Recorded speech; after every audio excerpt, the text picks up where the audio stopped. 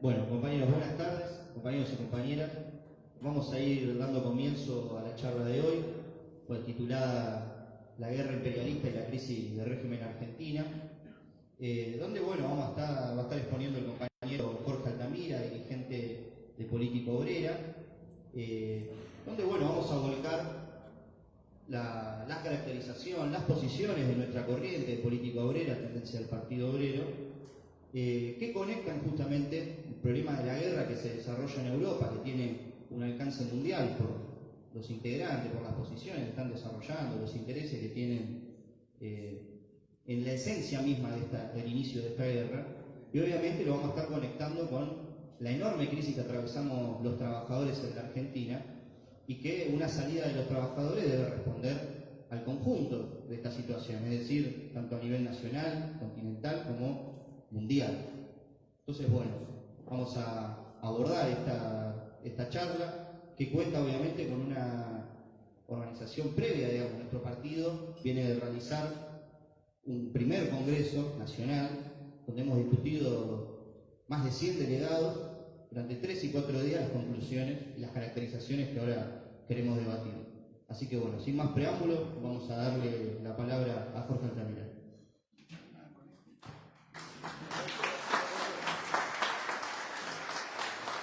Bueno, buenas tardes a todos. Gracias por acercarse a este debate. El problema de la guerra está siendo tratado en forma muy superficial por parte de todas las corrientes políticas e incluso gobiernos y estados. Da la impresión que creyeran que es un episodio más de una crisis entre los estados y no advierten que más allá de cambiar muy fuertemente la situación internacional, modifica el escenario histórico al cual el escenario histórico que había sido creado a partir de la restauración del capitalismo en Rusia, en China, y la disolución de la Unión Soviética. Y este va a ser el eje de la charla. Cuando distingo la situación internacional concreta del escenario histórico, lo que pretendo mostrar es lo siguiente. La situación internacional ha cambiado enormemente porque, en primer lugar, hay una guerra. Ahora, esa guerra no se limita a Ucrania, ni es esencialmente una guerra por la independencia de Ucrania. Esta es una guerra de alcance mundial. La OTAN reúne 31 países y se podría decir que ya se encuentra como beligerante, incluso desde el punto de vista jurídico, porque el Congreso norteamericano aprobó en estos días un paquete de $40.000 millones para apoyar la guerra en Ucrania. Ustedes piensen que todo el presupuesto ruso es de $60.000 millones. Y esto es una suba de $44.000 millones en un presupuesto de Estados Unidos que es de $650.000 millones. Las tropas ucranianas y los grupos paramilitares de Ucrania están usando armas altamente sofisticadas. No solo armas sofisticadas. Hay un satélite en circulación que se llama Starlink, de este señor Elon Musk, que es el eje de las comunicaciones internas de la OTAN y de Ucrania en la guerra, con lo cual evaden cualquier posibilidad de ciberataque de parte de Rusia a las comunicaciones de la OTAN. Por otro lado, lo que está en juego en la guerra es francamente impresionante. De parte del gobierno norteamericano, el objetivo es terminar con el gobierno de Putin y producir un cambio de régimen político en Rusia. Es decir, establecer un régimen político en Rusia afín a la OTAN y al imperialismo norteamericano. Si este objetivo se alcanza, la modificación del escenario internacional sería absolutamente enorme. Porque Rusia no es solo Rusia, mejor dicho, Rusia no representa solamente una parte de la Unión, de lo que antes era la Unión Soviética, junto con Bielorrusia y con Ucrania. En la ex Unión Soviética se encontraba todo el Asia Central. Todas las naciones, hoy naciones turcómanas y musulmanes, que concentran los principales yacimientos de minerales y de petróleo del mundo, y que son el punto de partida de numerosos gasoductos que unen Asia con Europa. Estados Unidos ha querido permanentemente penetrar en esos mercados y hasta cierto punto lo ha hecho, especialmente, por ejemplo, en el mercado de un país como Kazajstán, que es el más importante desde el punto de vista petrolífero. Pero ustedes piensen que si Estados Unidos pusiera la mano sobre Europa Central, sobre Asia Central, inmediatamente entraría en conflicto con China, porque el Asia Central es una frontera con China, que hoy está en manos, digamos, no ya de Rusia, porque se declararon independientes, pero está en manos de una comunidad económica de naciones que incluye a Rusia y a este conjunto de países. Por lo tanto, para un país como China, la derrota de Rusia y un cambio de régimen en Rusia es inaceptable. Y ese es el objetivo de Estados Unidos. Ahora, este objetivo de Estados Unidos no es el objetivo de la Unión Europea. Como ocurriría, por ejemplo, si pasaran a depender del gas y del petróleo que le acercara a Estados Unidos, que tiene una cuenca de explotación de gas no convencional, que es la más importante del mundo. Entonces hay una enorme tirantez en el seno de esta guerra de la OTAN contra Rusia entre los países de la OTAN. Por ejemplo, el presidente de Francia, para independizar a Europa de la hegemonía norteamericana, ha llamado a formar una confederación de estados europeos más allá de la Unión Europea. Es decir, que, por ejemplo, países que no quieren estar en la Unión Europea serían parte de un conglomerado de naciones europeas, que sería el caso de Finlandia y de Suecia, pero también de Gran Bretaña, que se ha retirado de la Unión Europea, y quiere transformarla a esta confederación en una suerte de potencia independiente de los Estados Unidos y formar su propio ejército. Si Rusia y el Asia Central cayera bajo la dominación norteamericana, el destino de Europa sería el de ser un satélite de Estados Unidos. Y esto tendría consecuencias decisivas en numerosas industrias. Por ejemplo, la industria de los automóviles eléctricos es una industria en la que compite Tesla, un poderoso monopolio norteamericano, con Volkswagen. Y el presidente de Volkswagen acaba de pedir que la guerra cese y que Europa llegue a un acuerdo de cese del fuego y de paz con Rusia. No es el objetivo declarado de Estados Unidos. Lo que quiero decir es esto: no es una guerra solamente de la OTAN contra Rusia, sino que hay una guerra al interior de la OTAN entre Estados Unidos, numerosas naciones europeas, Polonia, los países bálticos, contra el eje de la Unión Europea, que son Alemania, Francia e Italia. Hay una guerra secundaria, solapada, permanente, entre estas potencias que forman parte de la OTAN. Y hay una guerra en potencia con China, porque si Estados Unidos y la OTAN llegaran a dominar el Asia Central, el destino de China pasaría a parecerse el destino que Estados Unidos le reserva a Rusia en este momento. Entonces estamos ante una guerra extraordinaria, de características mundiales. Esta opinión de que es una guerra de características mundiales, una guerra mundial, es universalmente rechazada desde el Pacífico al Atlántico y del Atlántico al Pacífico. Sin embargo, el desarrollo de la guerra ha seguido el curso que nosotros hemos caracterizado, el de una guerra mundial, y no ha quedado restringido a una guerra local.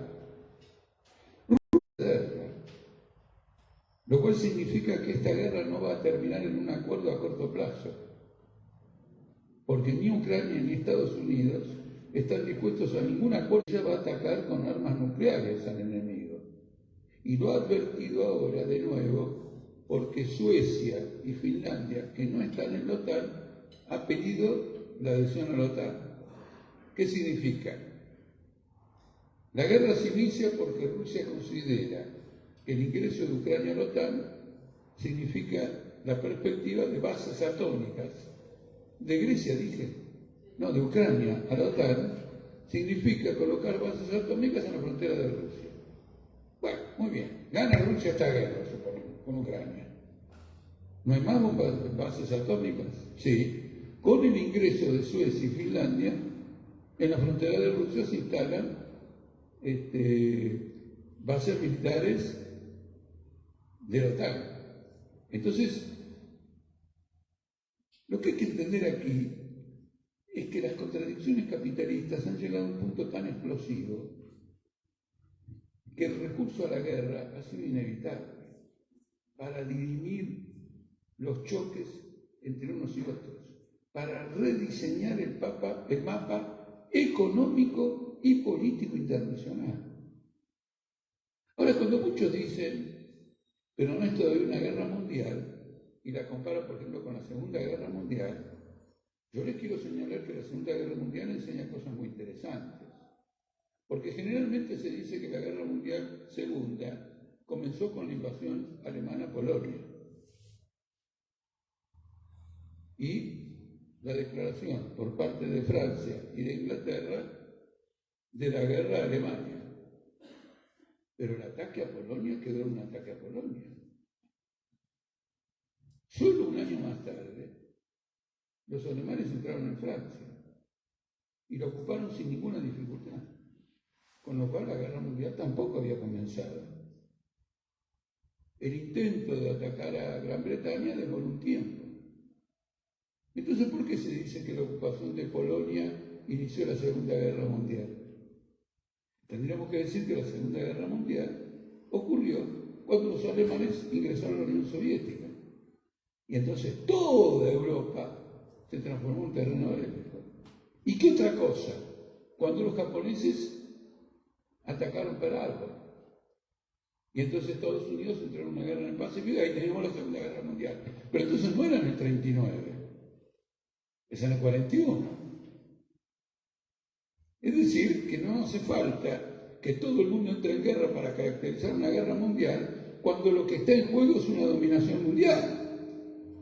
Porque al revés, también podríamos decir que la guerra no empezó ni en el 39 ni en el 41, sino en el 38, cuando a través del Pacto de Múnich las potencias occidentales autorizan a Alemania a anexarse, a Austria a anexarse las zonas alemanas de Checoslovaquia.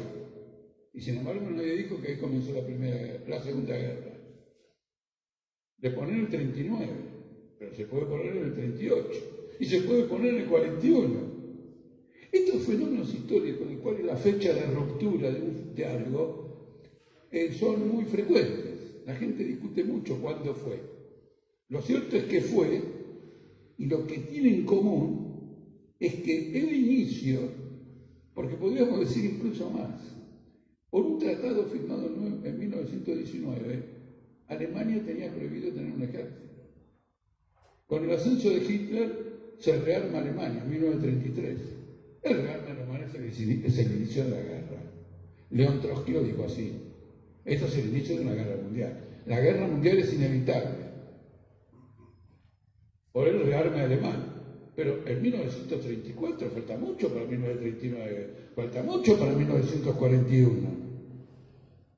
Entonces, para caracterizar un fenómeno, no solo hay que señalar el hecho, sino también distinguir la dinámica. Podría ocurrir, y la prensa nuestra varias veces lo hemos señalado, que por un conjunto de circunstancias se llegue a un acuerdo de cese del fuego.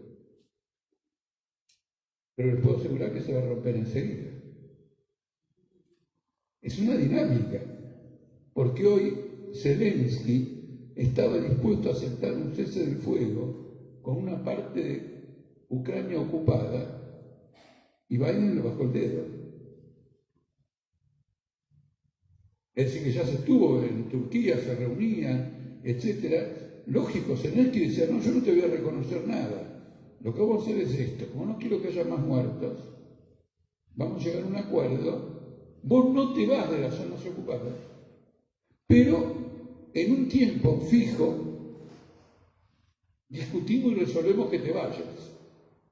No te vas enseguida porque tenés tus propios deseos de guardar cierta seguridad, pero con el tiempo te vas y eso lo firmamos. Y nosotros no entramos a la OTAN, pero queremos garantías escritas de Estados Unidos y Gran Bretaña que nos van a defender con armas nucleares si vuelve a haber una invasión. Se ha discutido un acuerdo. Y cuando uno ve lo que se discute en el acuerdo, se da cuenta que no va a haber ningún acuerdo. Porque ni Norteamérica le va a dar las garantías nucleares solo por el hecho de que Rusia tiene ocupado el territorio. No, que se vayan del territorio, no te den ninguna garantía y vamos adelante.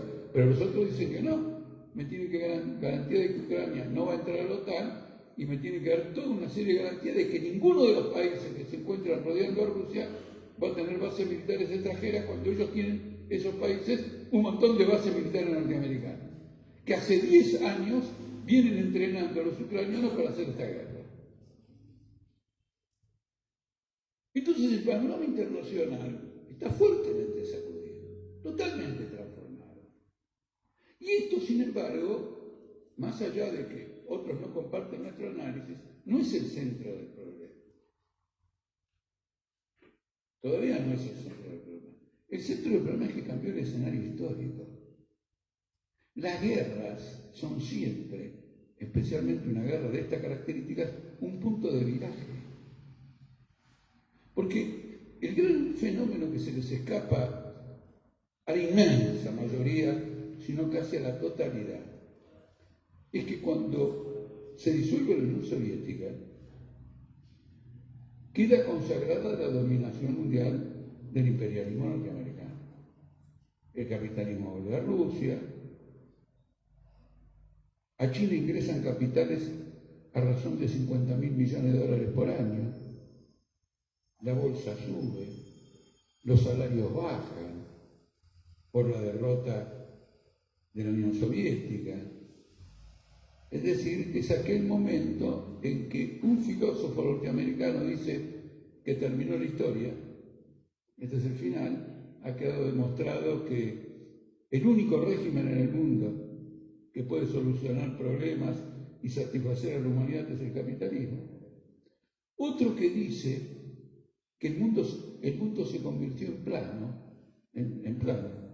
¿no? En una planicie, ya no tiene irregularidades, todo está dominado por Estados Unidos. Van a comer McDonald's hasta en las zonas más alejadas del globo. Coca-Cola sacó una de las publicidades más ingeniosas que yo vi en la historia, porque ponen a Gengis Khan, Alejandro Magno, Hitler, Stalin, Lenin, y dice, todos estos quisieron conquistar el mundo. Los únicos que pudieron fue Coca-Cola. ¿Por qué es ingeniosa? ¿Se dan cuenta que es impresionante? Es ingeniosa porque está diciendo lo siguiente: nadie puede contra el capital. El capital es la estructura definitiva de la sociedad humana. Y es un periodo de reflujo político, no solo del movimiento obrero, sino de las ideas de la izquierda. Es verdad que en ese reflujo de las ideas de la izquierda hay que hacer una excepción con América Latina, porque es el momento en que Lula gana en Brasil, en que aparece Chávez. Pero esto es una izquierda de cuarta, históricamente hablando. Claro, uno dice, no, es muy importante porque le ganó a la derecha, pero Pero la historia de América Latina es una izquierda que ha declarado su voluntad de gobernar con acuerdo del imperialismo norteamericano. El que mejor está en condiciones de advertir esto soy yo, que yendo a la reunión del Foro de San Pablo, lo denuncié, me acuerdo una expresión que usé, que le dije, ustedes se están preparando para llegar al poder, le dije a todos, no me cabe ninguna duda, porque estos documentos que ustedes presentan a la votación dicen que ustedes van a respetar la economía de mercado, el ajuste, Evidentemente ya arreglaron con los yanquis y van a llegar al gobierno. Y las votaciones salían 499-1. Es decir, en América Latina no había, como en Europa, un reflejo de la izquierda, pero de una izquierda degradada.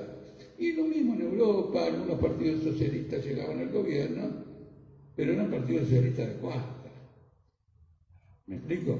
Es todo un reflujo. El que dijo que la Tierra es plana es un periodista muy importante de Estados Unidos que se llama Thomas Friedman. El que dijo lo que terminó la historia es un filósofo que se llama Francis Fukuyama, y ese era el escenario histórico. No estoy hablando de la situación internacional, el escenario histórico. Ahora bien, este mundo plano, alguien lo partió. Ahora no es tan plano. Para llegar de Europa del Este a Rusia hay que atravesar varios misiles, ¿no es cierto? Es una guerra mundial. La guerra mundial es la señal de que el periodo precedente ha explotado.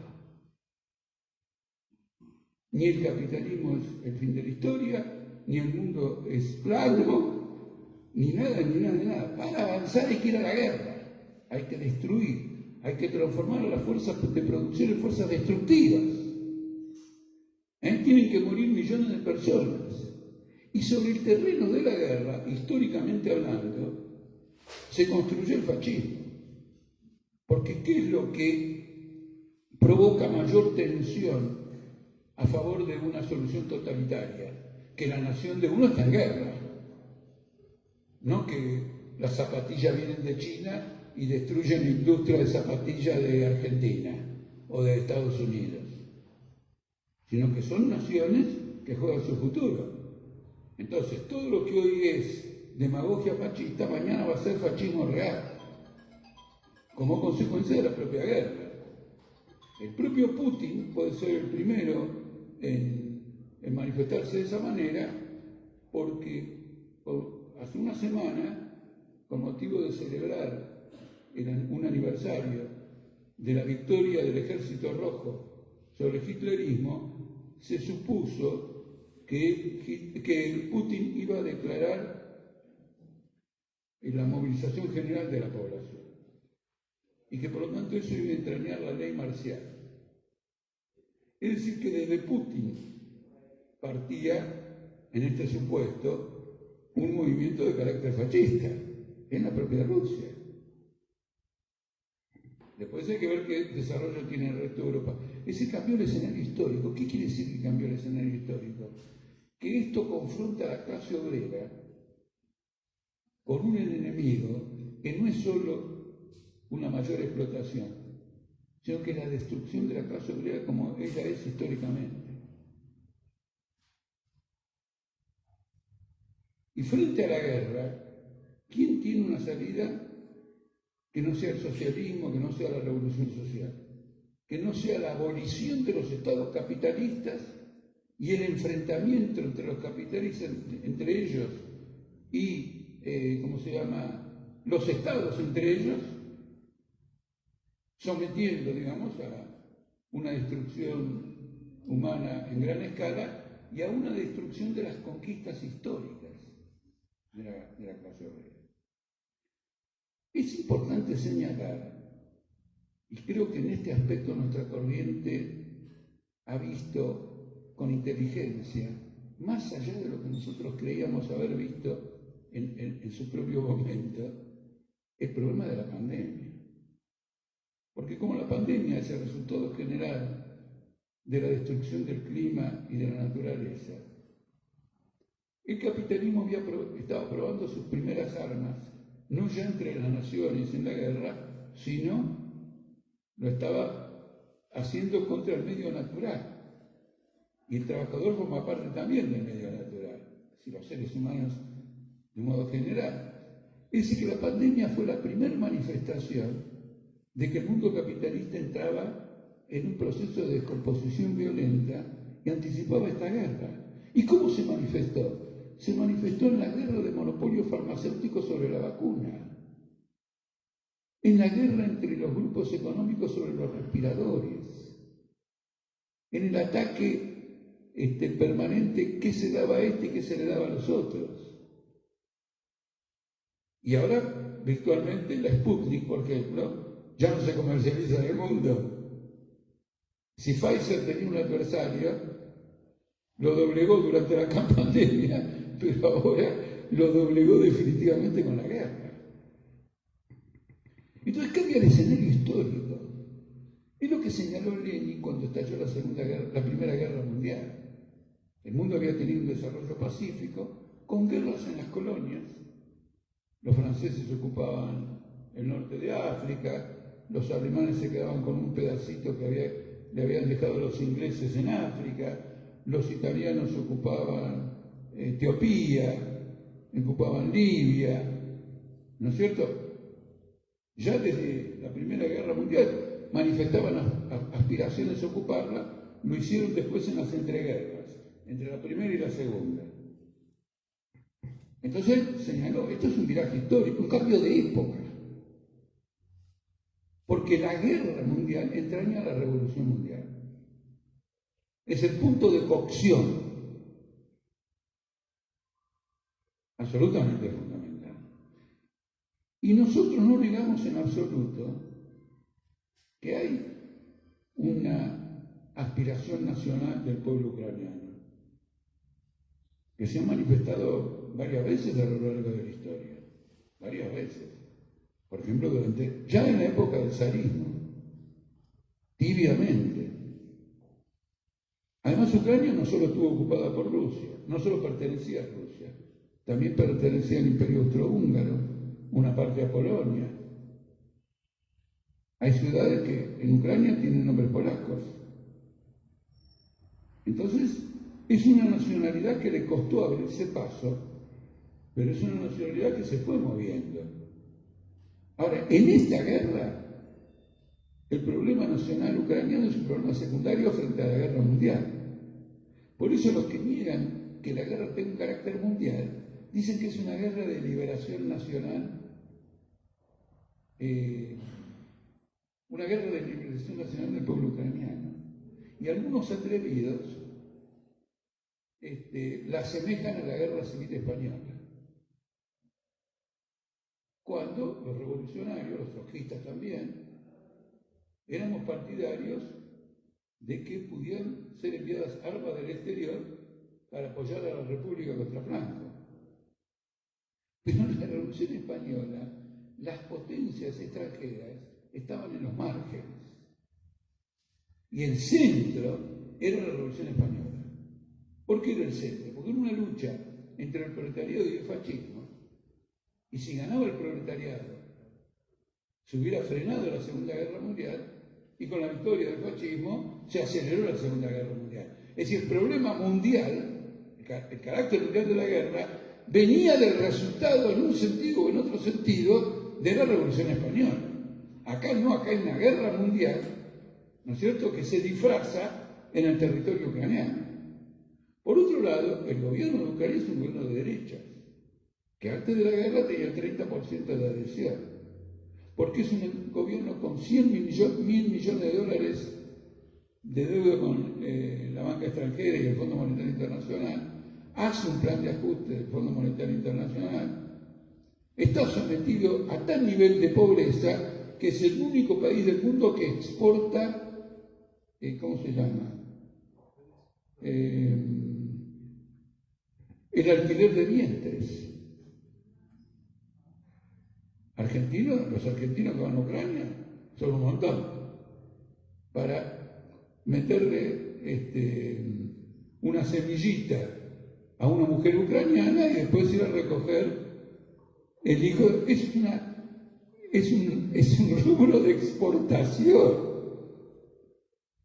No digo que esa práctica no se haga en los lugares y que no sea legítima, pero la escala prueba la pobreza enorme del país. Y ahora en este mismo momento se está hablando de una acería en la que se quiere buscar evacuar a una banda de fascistas, porque todos son de un batallón reconocidamente fascista, que se llama Batallón Azov, y es medio idiota que en una guerra se quiere evacuar a soldados enemigos. En una guerra, si un soldado enemigo fue derrotado, se rinde y es capturado por el ejército adversario. ¿Se entiende? El ejército no va a estar evacuando y mandando a Occidente a los tipos que después van a volver a la guerra en un periodo siguiente bastante próximo. El otro aspecto de la cuestión tiene que ver con Rusia.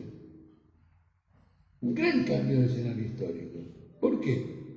Porque finalmente, cuando el Partido Comunista decide pasarse al capitalismo, dice, mire, si no incorporamos la tecnología capitalista, no establecemos una disciplina laboral como bajo el capitalismo, no extraemos plusvalía y no hacemos esto, Rusia como nación, la Unión Soviética como federación, pero Rusia como nación, va a ser derrotada por el capitalismo. Tenemos que ir al capitalismo para integrarnos a la economía mundial. Bueno, volvieron al capitalismo y hoy la integración a la economía mundial son los ejércitos financiados por la OTAN. Y Rusia es el 9º país del mundo en materia industrial, cuando era el segundo bajo la Unión Soviética. Es un retroceso gigantesco. Por lo tanto, el régimen ruso está en desintegración completa. No va a sobrevivir a esta guerra. Es un pronóstico mío. No sobrevive a esta guerra. Por ejemplo, es un régimen de oligarcas. Ahora, miren qué interesante este régimen de oligarcas. Sacan su riqueza de Rusia, pero la invierten en Londres. En Londres. En el mercado inmobiliario de Londres. Es una confesión de que no es una clase nacional, ni tiene la capacidad para desenvolver la fuerza productiva de su país. No es la clase que va a resolver los problemas generales de Rusia, que es una nación inmensa de 19 millones de kilómetros cuadrados. Entonces los propios oligarcas que están haciendo negocios se han separado de Putin. Es decir, que la clase que tenía que dirigir los destinos de Rusia ha desaparecido. Y Putin reconoce que ha desaparecido. Y plantea que el Estado sustituya todo esto, a todos estos oligarcas. La pregunta es, vos que destruiste la economía estatal sobre las bases históricas de la Revolución de Octubre, ¿querés reconstruir una economía estatal sobre bases capitalistas en una nación arruinada?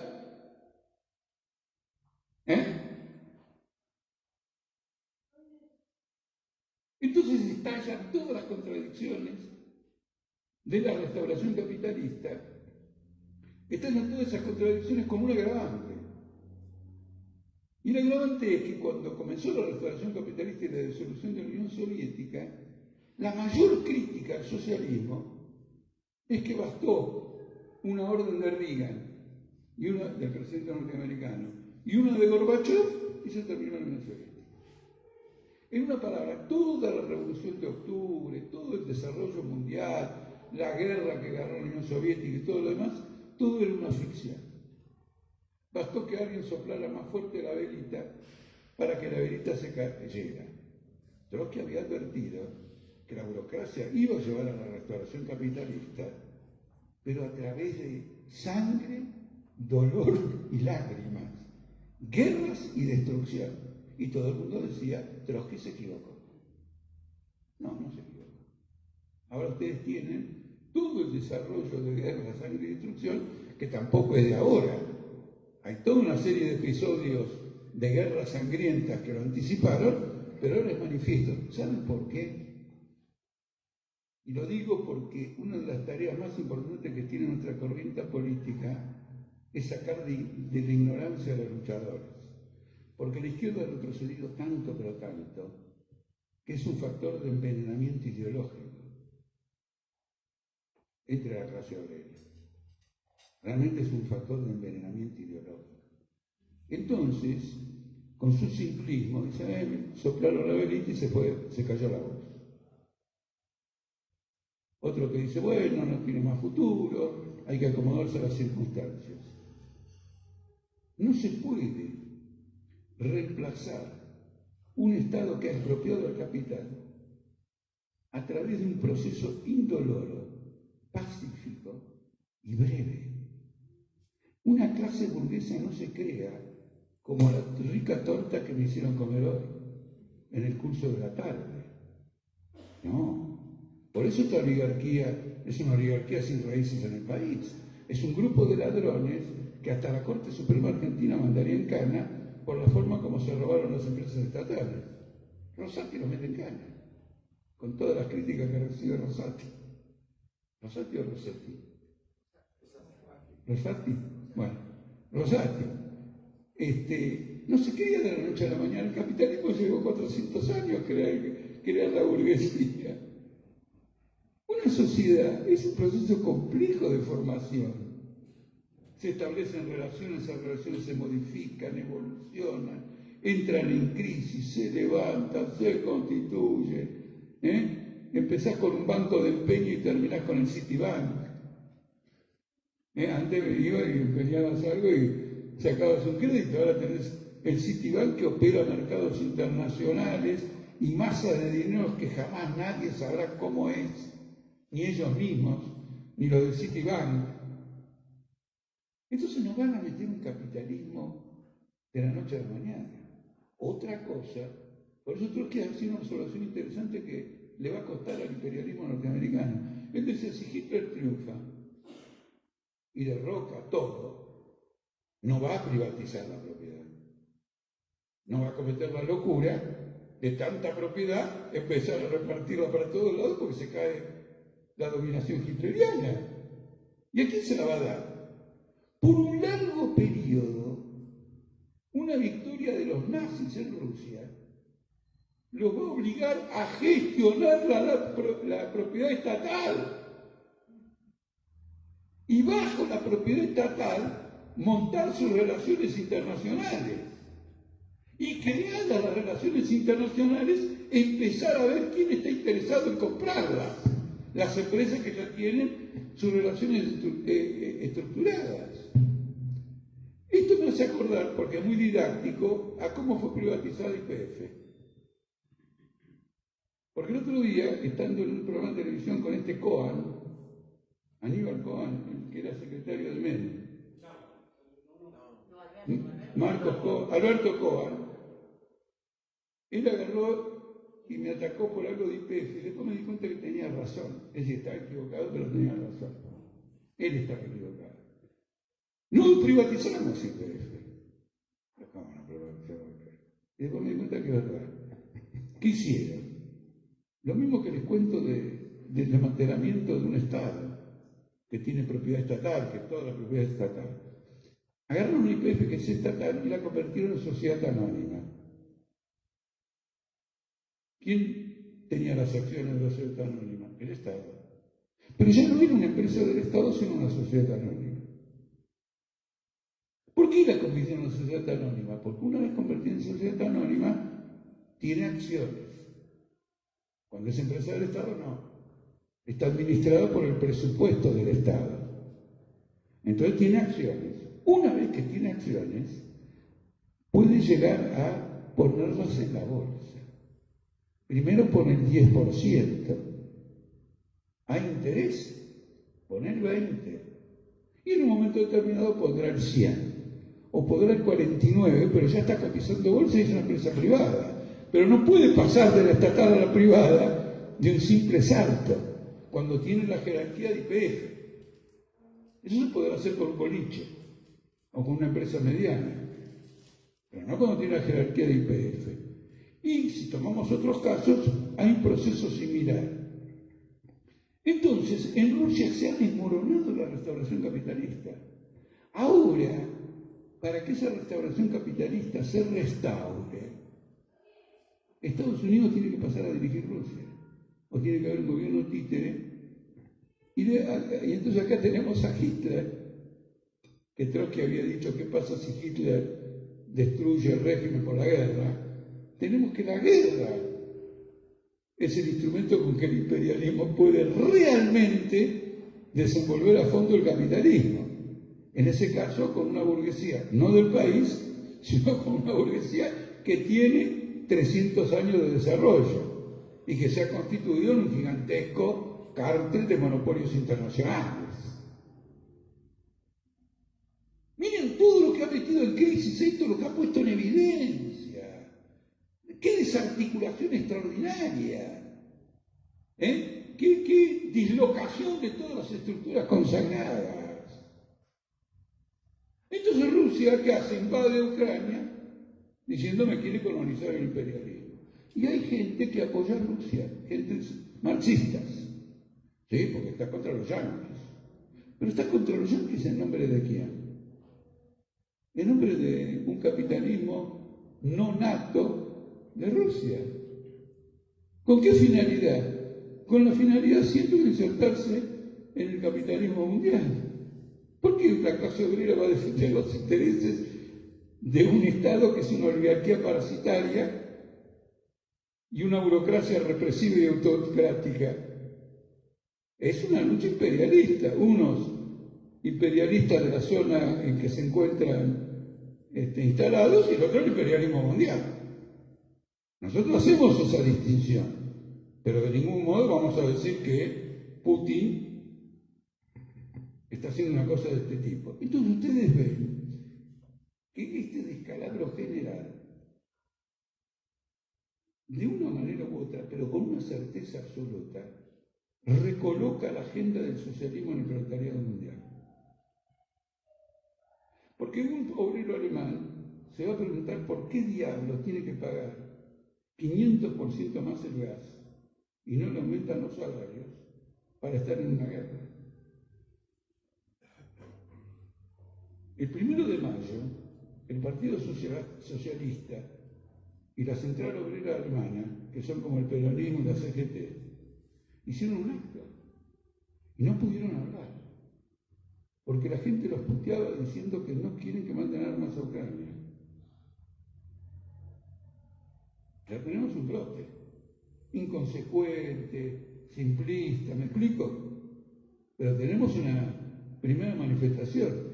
El primer ministro de Alemania es un hombre de hablar pausado y bajo. La gente dice, che, habla más alto. Yo lo vi en televisión gritando como una fiera en el acto porque la multitud lo estaba silbando. Entonces se van desarrollando. Esto crea una crisis alimentaria por la guerra. No una crisis alimentaria porque el capitalismo es malo y no sé qué grupo se quedó con los granos. No por la guerra, porque es peor todavía que malo. Esto provoca una conmoción a nivel mundial. Una corriente revolucionaria en Argentina se tiene que colocar de este ángulo. No puede agarrar y decir, como esta guerra ha provocado un alza en los precios de los alimentos, metamos retenciones a la exportación. Es fantástico. El mundo se sacude de una guerra y la salida es meterle un impuesto a las cerealeras. Es absurdo, es casi infantil. Es decir, no es que no han registrado que hay una guerra mundial. Les parece que estuvieran vedado darse cuenta alguna vez de que hay una guerra mundial. Salvo que los británicos vengan de nuevo para la Argentina. Entonces, lo que yo quiero explicar aquí es que este no es un desajuste económico, que entonces tenemos que pelear contra el ajuste, y lo otro, sino que esto es una guerra imperialista que le hace cambiar el escenario histórico a la clase obrera, que creía que el escenario histórico posterior a la restauración capitalista era el final de la historia. Podemos pelear por salario, por esto, por lo otro, pero capitalismo no hay. Y Cristina Kirchner, ¿no es cierto? En este sentido es más, ¿cómo se dice?, necia que todo el mundo. Porque el otro día en el Chaco dijo que el capitalismo ha demostrado que es el sistema más eficiente. Es decir, sigue hablando como al día siguiente de la restauración capitalista. A mí me preguntó un periodista en la radio, ¿qué tiene para contestarle a este? ¿Es el más eficiente o no? Digo, mire, por lo menos es el que provoca la guerra mundial. Si a usted le parece esto que es una eficiencia, fantástico. Porque no voy a entrar en la burguesa económica de discutir un balance de una empresa para ver cuál es la más eficiente, cuando todos están vinculados a la guerra. Cuando el Starlink, que defiende a la OTAN, el satélite Starlink que defiende a la OTAN, pertenece a Elon Musk, ¿no es cierto?, que lo colocó, y según algunos diarios de los últimos días, es la principal preocupación de Moscú. Es decir, que juega un gran papel ese satélite. Y si es la gran preocupación, los rusos van a ver si encuentran la forma de bajarlo. Entonces vamos a tener no una guerra mundial, sino que vamos a tener una guerra espacial también. Vamos a tener una guerra por el control del espacio exterior.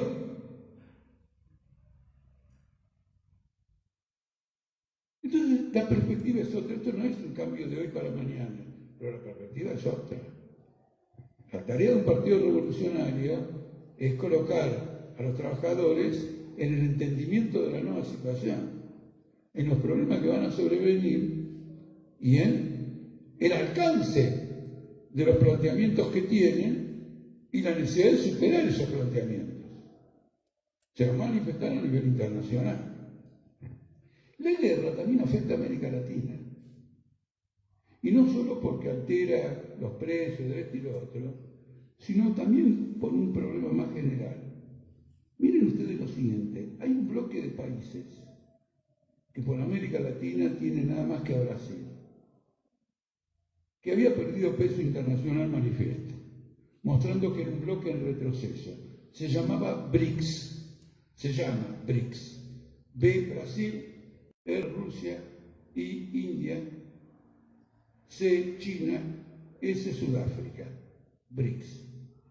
Yo ya me había olvidado de los BRICS. Bolsonaro pide que se revitalicen los BRICS. Es decir, que Bolsonaro pide que se revitalice un bloque con la presencia de Rusia y de China, en la convicción de que Estados Unidos viene por Brasil.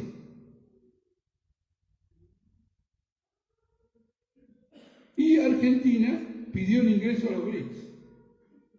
Es decir, que se va a llamar BRICSA. Se aceptan eso, sería BRICSA.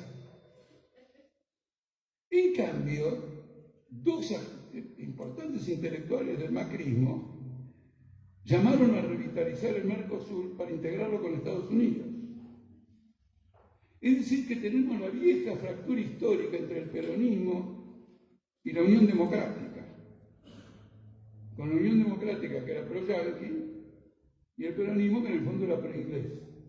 Solo que ahora los ingleses no pinchan ni cortan y la cosa se distribuye de otro modo.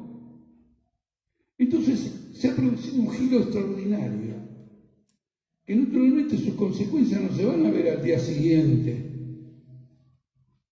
pero ha entrado en esa dinámica. Esta dinámica nosotros la hemos previsto porque el problema de la guerra lo hemos discutido en todos los congresos del Partido Obrero. En todos. Y a nivel internacional. Desde el punto de vista de nuestra corriente, no hay un ápice que modificar. Digo ni un ápice con la conciencia de que siempre hay que modificar porque el mundo cambia. Pero quiero decir, en la perspectiva que uno se colocó, esa perspectiva estaba correcta. Por eso no hubo ninguna dificultad, al día siguiente de la invasión de Ucrania, de escribir algo y poner las cosas en orden. Ya, el libreto lo conocíamos de memoria, naturalmente las circunstancias, los hechos, etc. Y lo hemos hecho con la delicadeza de reconocer que en medio de una guerra de la OTAN hay un problema nacional en Ucrania. Es decir, no hemos caído en la necedad de que porque Ucrania está con la OTAN, Esto significa automáticamente que no hay problema nacional en Ucrania. Tocamos todas las teclas del piano, no una. Ahora, algunas son las principales, otras son las secundarias. Esto me parece lo más importante a destacar. Todo esto es lo más importante a destacar. Porque otra fracción de la izquierda dice lo siguiente: ¿y ahora qué hacemos con el precio del trigo? ¿Creamos un fideicomiso? ¿Pedimos un ajuste quincenal de salarios? Pueden ser cosas, el ajuste quincenal de salarios puede ser muy positivo.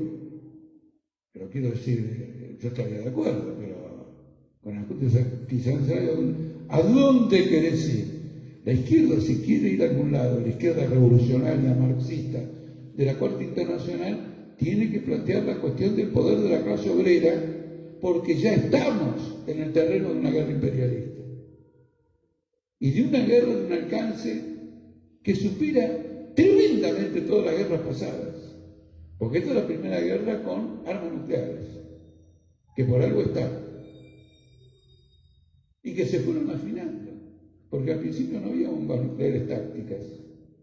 De manera que las únicas que se podían usar eran recíprocamente destructivas.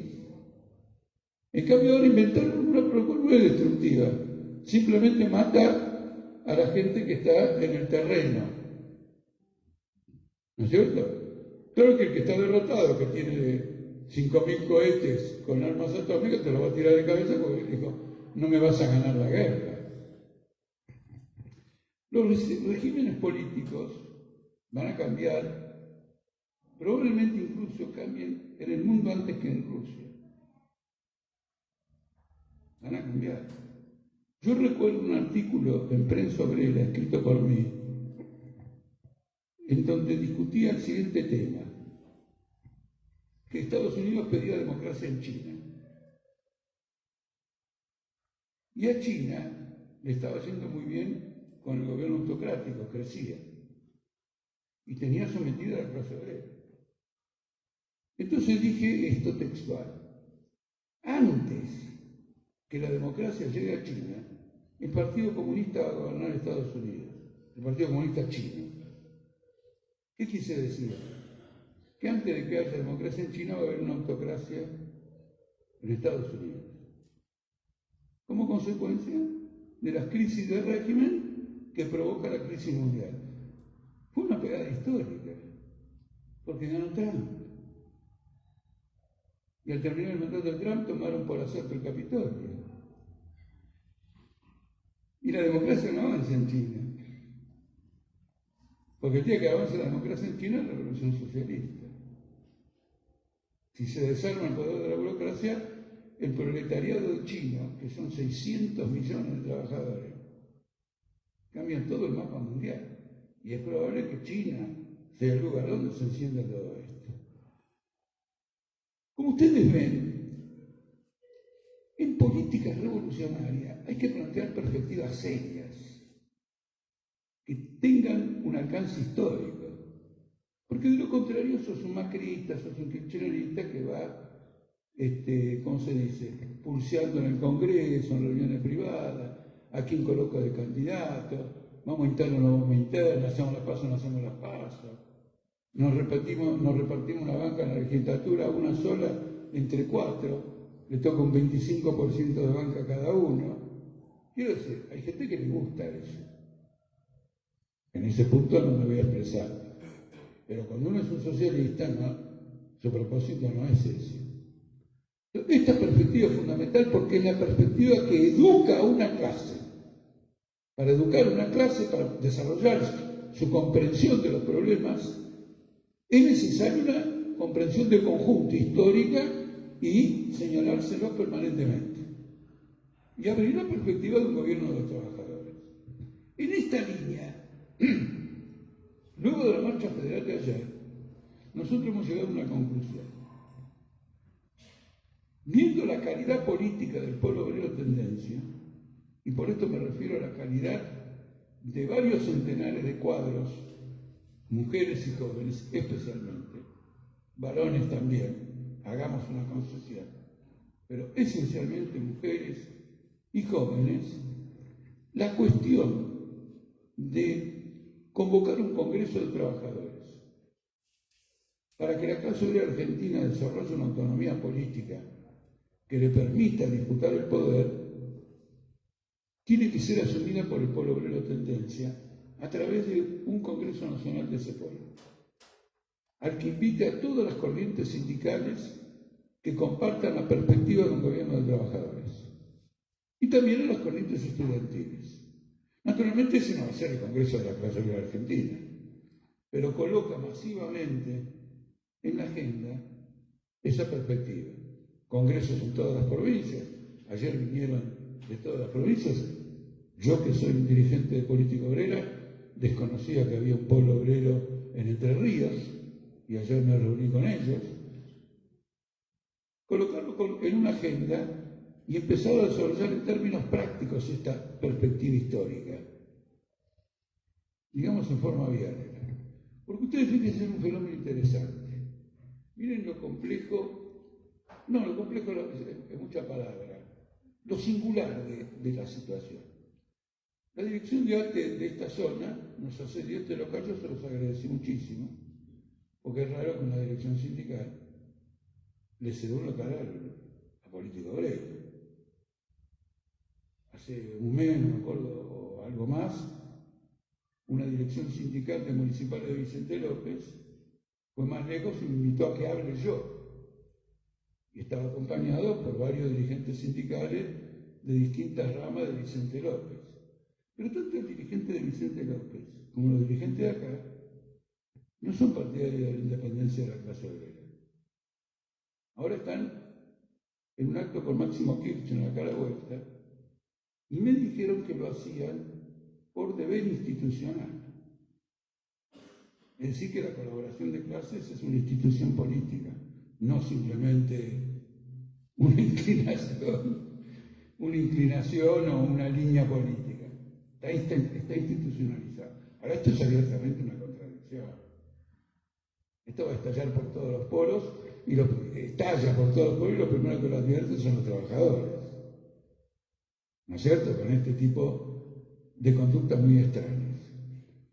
Los dirigentes de Vicente López, debido a una circunstancia, me invitaron a hablar en un acto de la CGT en Azopardo, en la sede de la CGT. ¿Qué ocurre? Cuando yo hablé de Vicente López, conocí a una persona que se llama Felipe Vallese, que es el hijo de un líder metalúrgico muy joven que fue asesinado por la policía. Bueno, cuando lo vi le dije, pero vos sabés que era compañera mía de colegio. Y el tipo dijo, ¿cómo? Ya investigué todo lo de mi papá y no te vi en un colegio. Bueno, andá al colegio tal, primera división octava, segunda séptima, tercero quinta. Le di todos los datos, por allá por teléfono y dijo, todo chequeado. Entonces me invitan, con motivo, además descubrí una cosa curiosa, porque no solo éramos compañeros de escuela como vos podés ser compañero de escuela de otro, éramos un bloque político en el colegio, ¿no es cierto? Bueno, yo todavía era peronista, tenía 13 años, muy golpeado por la Revolución Libertadora, y él era peronista.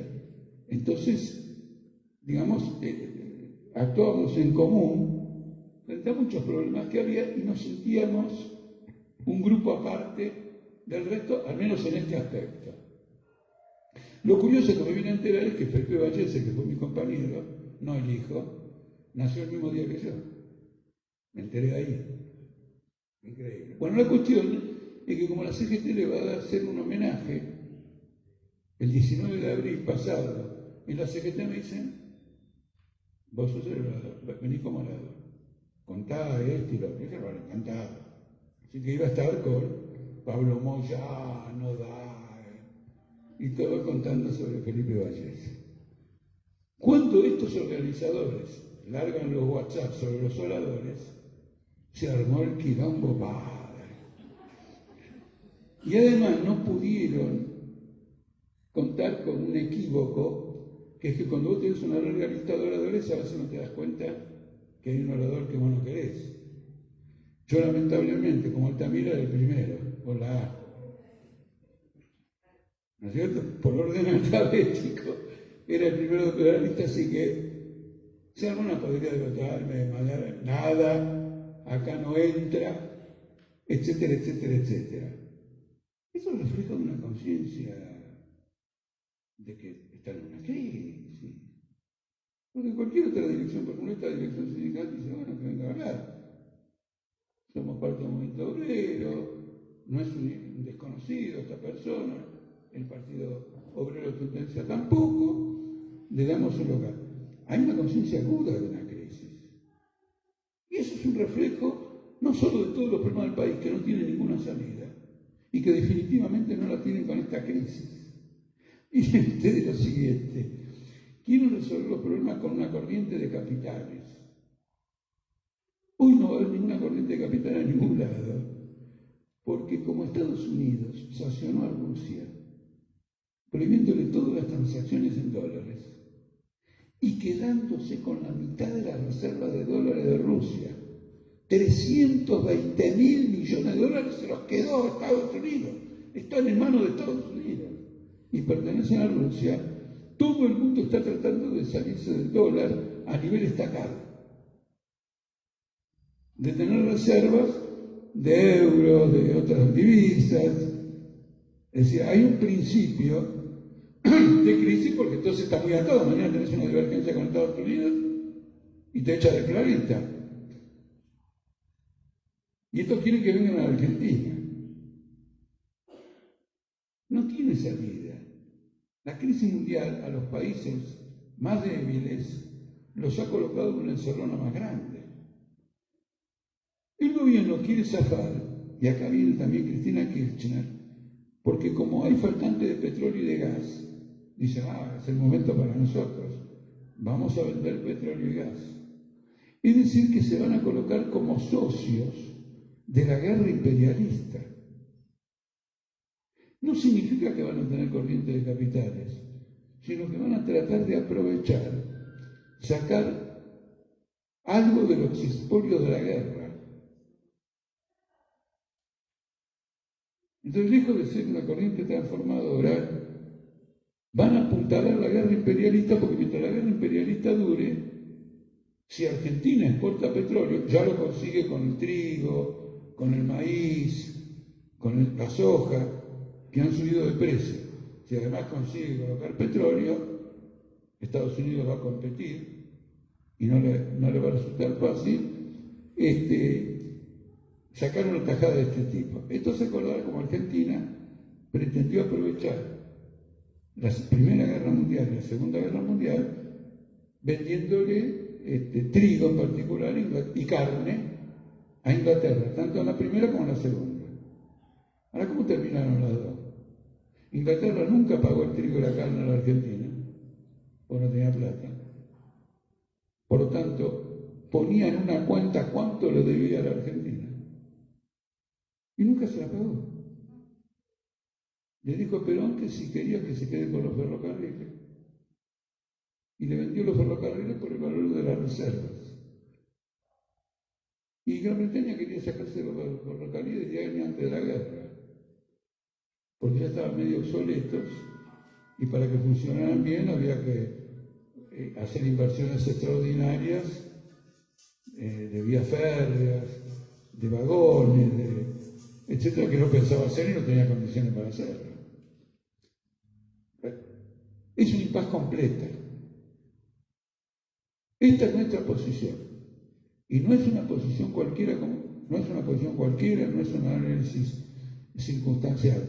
El escenario internacional ha cambiado en forma radical, pero lo que ha cambiado definitivamente es el escenario histórico. El mundo ya no es plano, la historia es falso que haya terminado, el capitalismo es lo que es el capitalismo: guerra, destrucción, liquidación de la naturaleza, explotación de los trabajadores y naturalmente la única salida de parte de los trabajadores de la naturaleza, de la vida humana, es la revolución socialista. Gracias.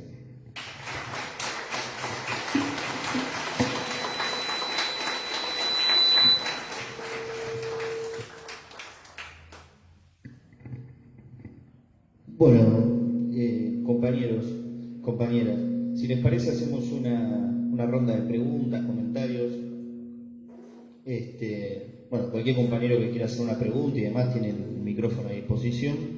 Y bueno, abrimos, damos paso al debate.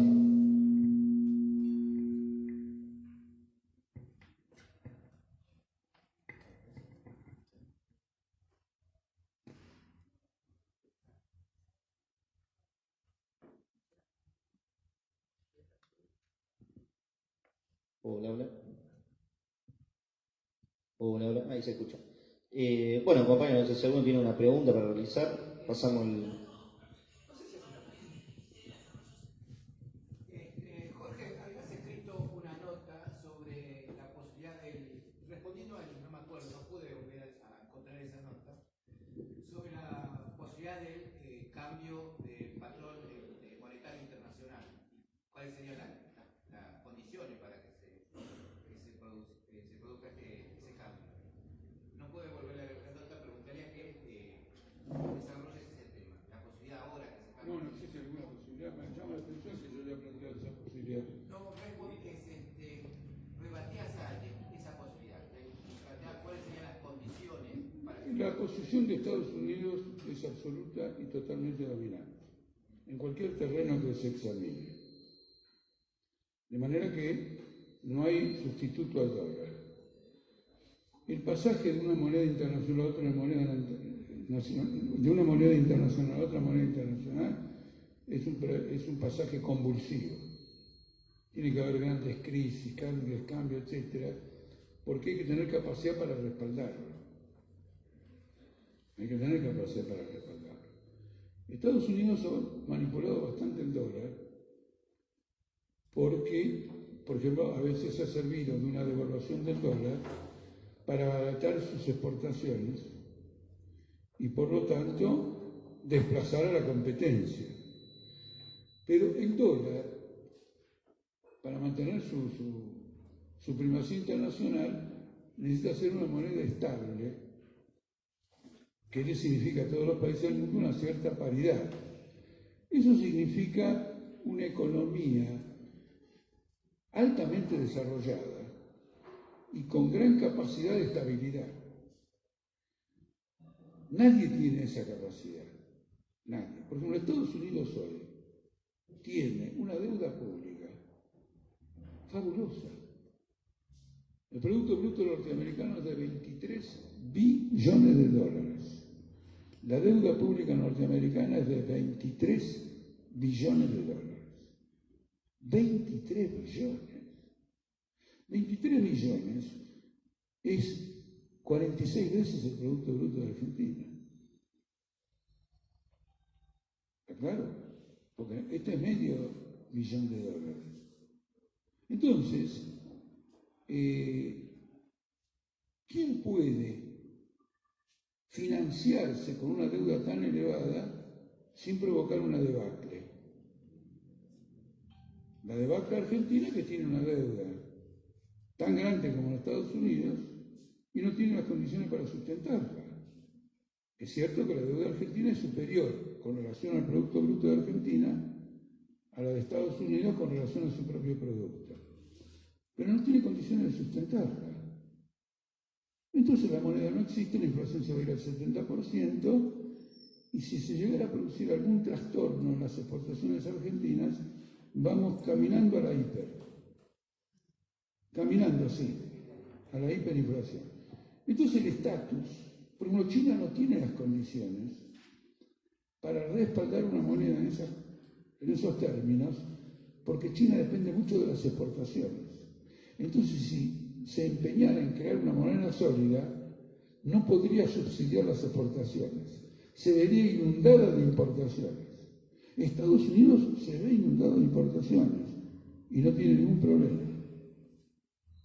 Tiene déficit comercial, banca el déficit comercial. ¿Me explico? Logra que ese déficit comercial se financie. Bueno, en algún momento eso se va a quebrar. Está en un punto insostenible. Por eso ahora en Estados Unidos están subiendo la tasa de interés. Pero Colombia no tiene rivales, así que no creo. Esta guerra ha demostrado eso. Y lo ha demostrado con tanta, ¿cómo se dice?, violencia, que ha suscitado la preocupación de Francia, Alemania e Italia. Porque dicen la gente, somos rehenes, ¿qué destino tiene la industria de nuestros países? Se la va a comer toda Estados Unidos. Pero hay una resistencia. La Universidad Alemana apoyó el gasoducto para que el gas vaya de Rusia a Alemania, el segundo gasoducto, 2.800 kilómetros. Y nunca lo pudo poner en funcionamiento porque se lo vetó Estados Unidos. Y cuando ya ese veto no podía aguantar, se largó la guerra. Y en este punto quiero agregar algo. Cuidado, porque tanto en la calle como a nivel internacional, el que ataca no es siempre el agresor.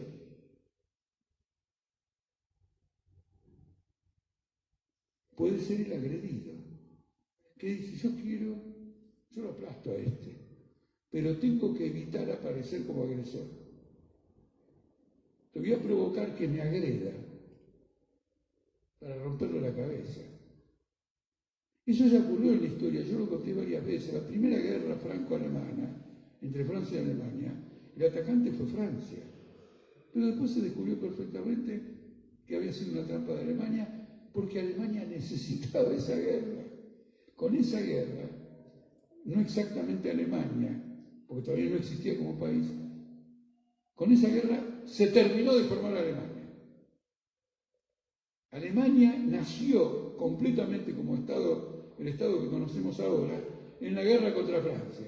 ¿Y quién fue el atacante? Francia. Che, eso es boludo.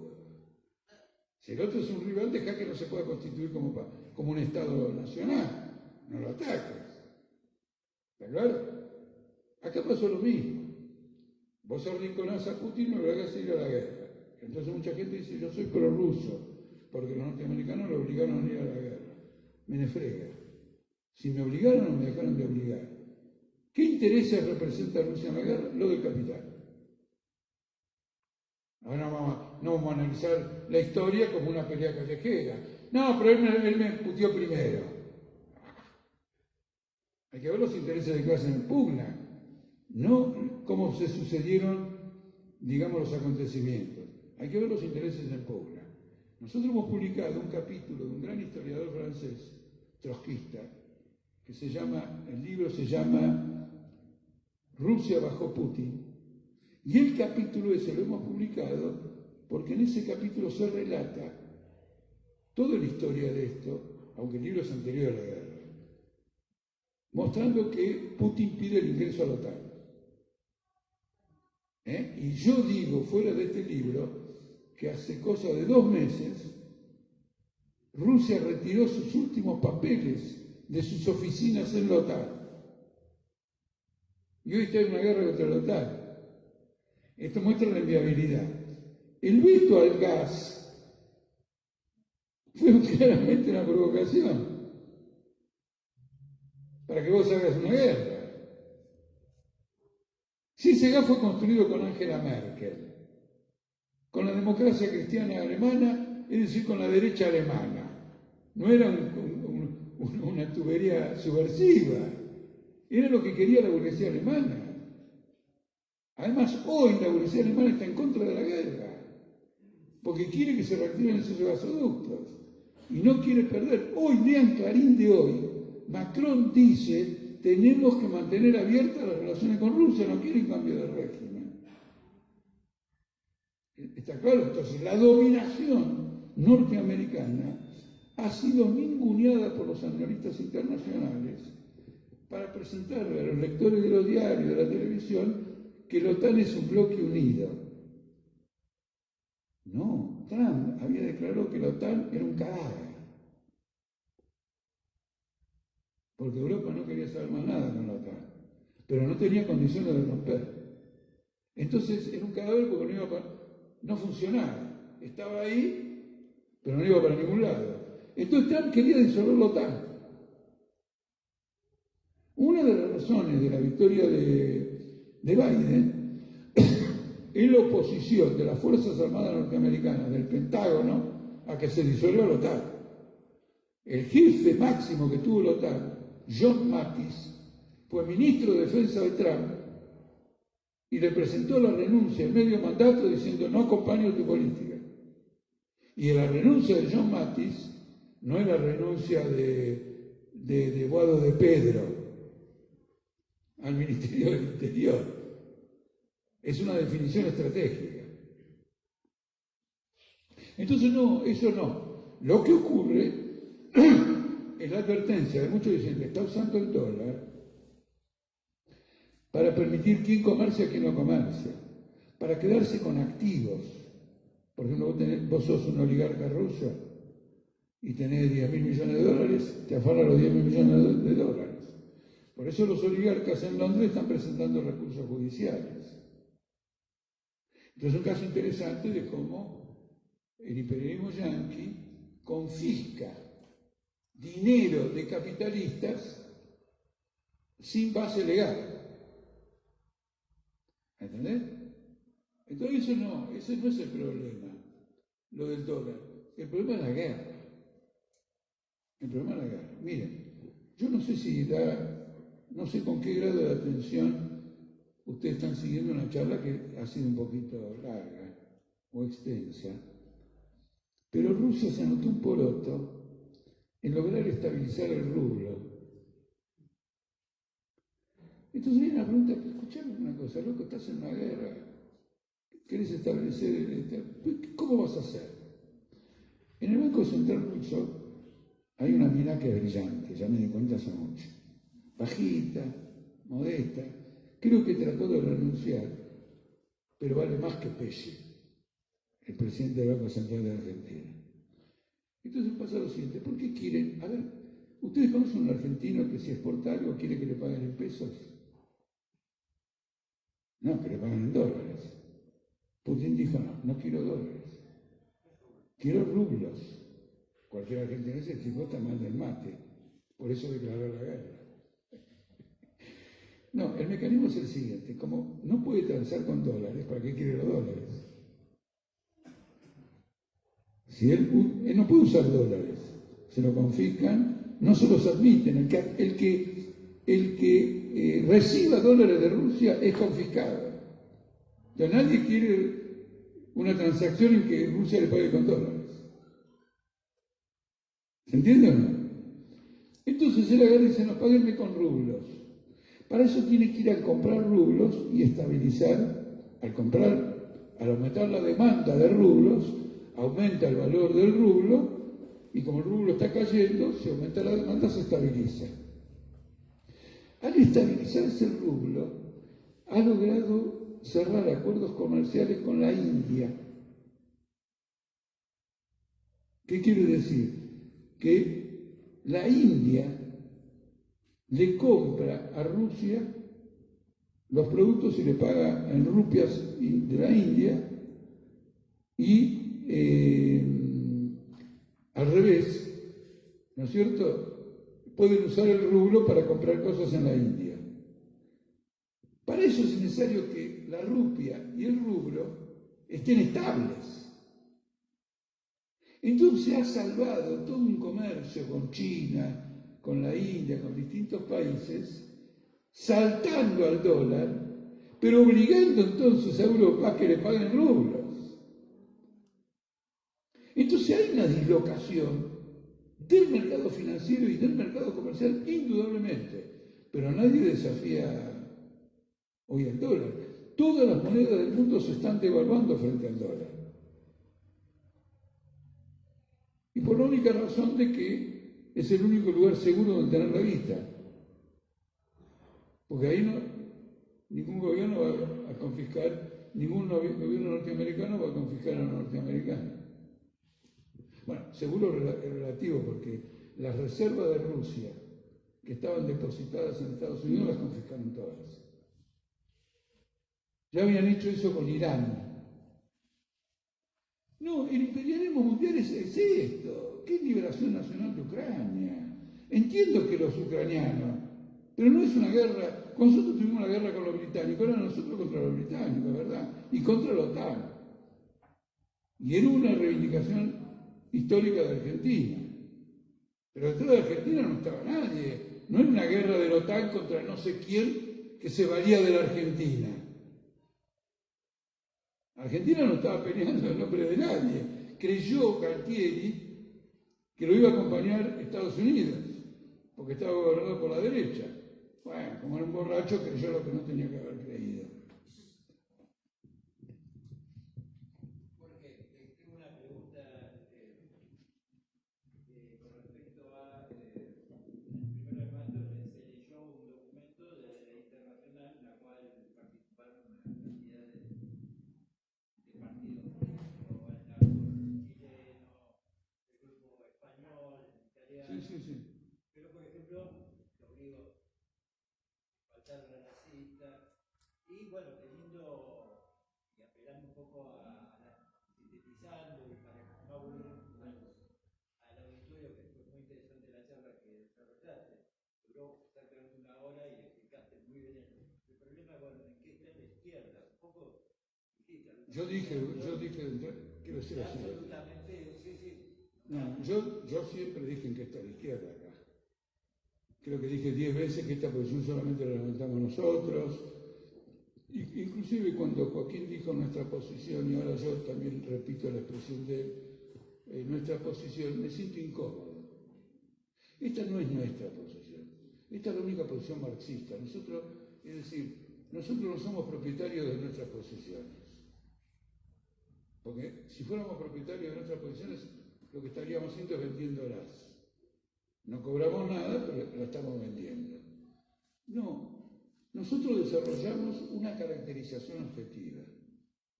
Si alguien nos refuta, parcial o totalmente, pero suponete parcialmente, aceptamos esas críticas si entendemos que son correctas. Quiere decir que no somos propietarios. Entonces prefiero hablar de ese modo objetivo. Esta es nuestra caracterización de la situación mundial. Por lo tanto, esta es la situación mundial a la luz de nuestro análisis. No es una posición. Esta es la situación mundial a la luz de nuestro análisis. Pero es la situación mundial. La inmensa mayoría, la izquierda es impresionante, está toda con la OTAN. No solo que está con la OTAN, está agresivamente con la OTAN. Puteando a todos los que no están con la OTAN. Diciendo que han abandonado la causa nacional ucraniana, la causa de los pueblos oprimidos y todo lo demás. Y lo llamativo es que después que de defender la independencia de Ucrania, dicen, bueno, por la independencia de todos los pueblos y todo lo demás. Es decir, por la independencia de Estados Unidos, de Vietnam, de Yemen. Seamos todos independientes. Esto es una canallada, no podemos ser todos independientes. Los yanqueros dominan el mercado mundial, dominan la economía, dominan la política, dominan militarmente el mundo y lo dominan tecnológicamente, especialmente en materia espacial. En este momento, no hay la oportunidad para hablar de eso, hay una competencia en materia espacial de una importancia gigantesca, siempre encabezada en parte, pero por Elon Musk, al cual la CIA le ha tercerizado toda una cantidad de actividades. ¿No es cierto? Hay una posibilidad de producir electricidad por medio de una fusión nuclear que requiere materiales que se encuentran en la Luna. Entonces la explotación de la Luna se ha transformado en uno de los puntos centrales de la ambición capitalista para traer esas tierras a la Tierra y a partir de ella. El otro día salió una noticia que a raíz de un fenómeno climático muy extraño, esos minerales están apareciendo en la Tierra, así que en principio no habría que viajar a la Luna. Pero hay una competencia absolutamente brutal. Entonces, son furiosos de la OTAN. De parte del centro cristiano Rakowski, ellos son prorrusos. Porque ellos dicen lo siguiente, el imperialismo quiere colonizar a Rusia. Por lo tanto, esta es una guerra de la OTAN. Del otro lado son de palo. Bueno, los otros que son de palo fueron los que acabaron con la Unión Soviética. Los Así que tan de paro no son. Por lo menos no son nuestros. Nosotros siempre defendimos incondicionalmente a la Unión Soviética. No son nuestros. Nosotros no queríamos la disolución de la Unión Soviética. Nosotros queríamos el derrocamiento de la burocracia stalinista y la reconstrucción de la Unión Soviética sobre bases igualitarias, y no para que la aproveche una burocracia. Entonces, este problema ya se vio con la guerra en Siria. Y ya tuvimos en el pasado discusiones de este tipo que, al igual que lo que ocurría en el Partido Obrero, las ganaba todas. Pero en realidad no ganaba ninguna, sino que simplemente se retrocedía agazapados. Por ejemplo, en ocasión de un boicot a Venezuela, una medida que tomó un gobierno norteamericano, en una reunión física, estábamos todos presentes, la inmensa mayoría quería la defensa de Maduro. Nosotros dijimos, miren muchachos, con nosotros no cuente. Nosotros defendemos a Venezuela contra los yanquis, no a Maduro. Maduro es un enemigo de la clase obrera. Gané la discusión. ¿Qué quiero decir que gané?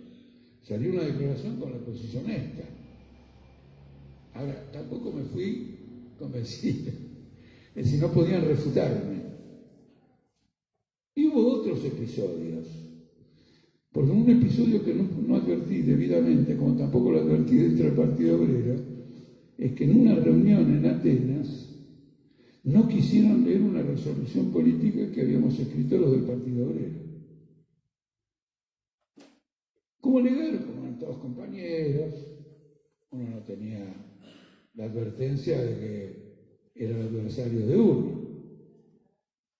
Y como las reuniones siempre son cortas de tiempo, es decir, hay tiempo, pero con tantas cosas que se discuten, el tiempo no alcanza, alegaron que por un problema de tiempo no se iba a leer. No se iba a leer porque eran chavistas.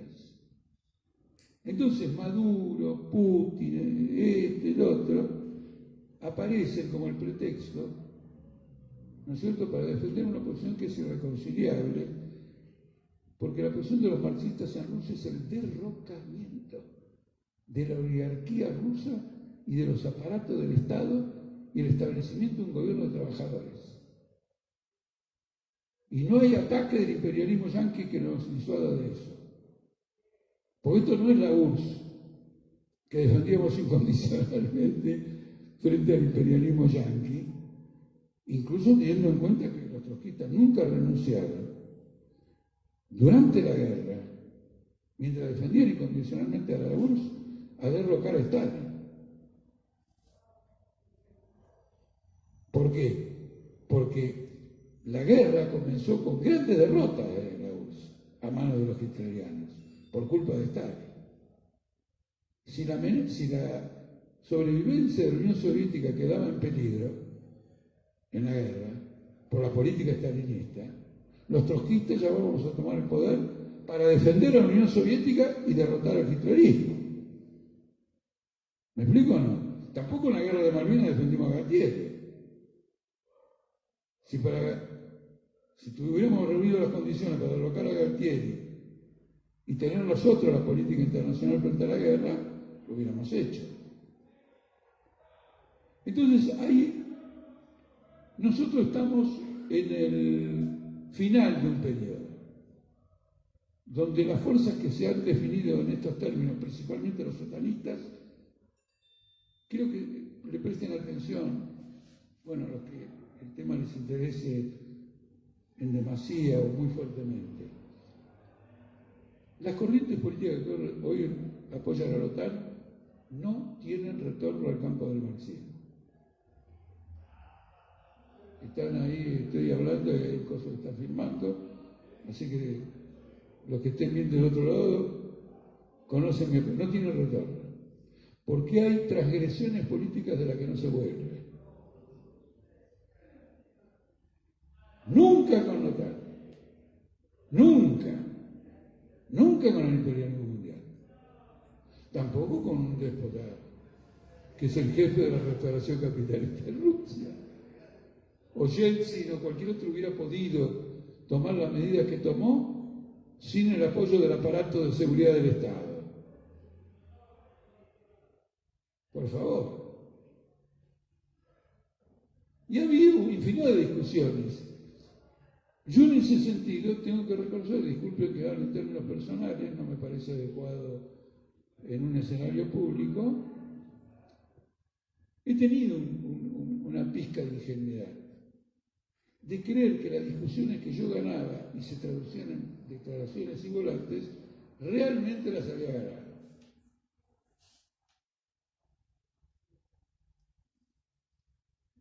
Ahora que las gané, tengo la certeza de ello, no en su momento, sino especialmente ahora, porque ahora queda claro que esas posiciones son las que nosotros consideramos hoy absolutamente vitales en el momento histórico presente.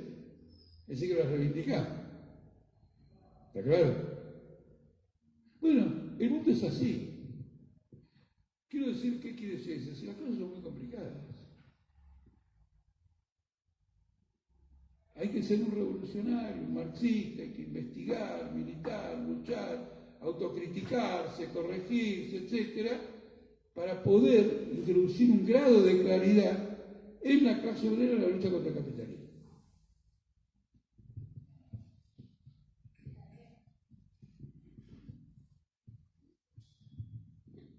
Bueno, compañeros, no sé si queda alguna pregunta, algún comentario para realizar. Si no, bueno, creo que hemos abarcado más que suficientemente el tema que estaba planteado para el debate de hoy, así que podemos dar por concluida la actividad. Además puede entrar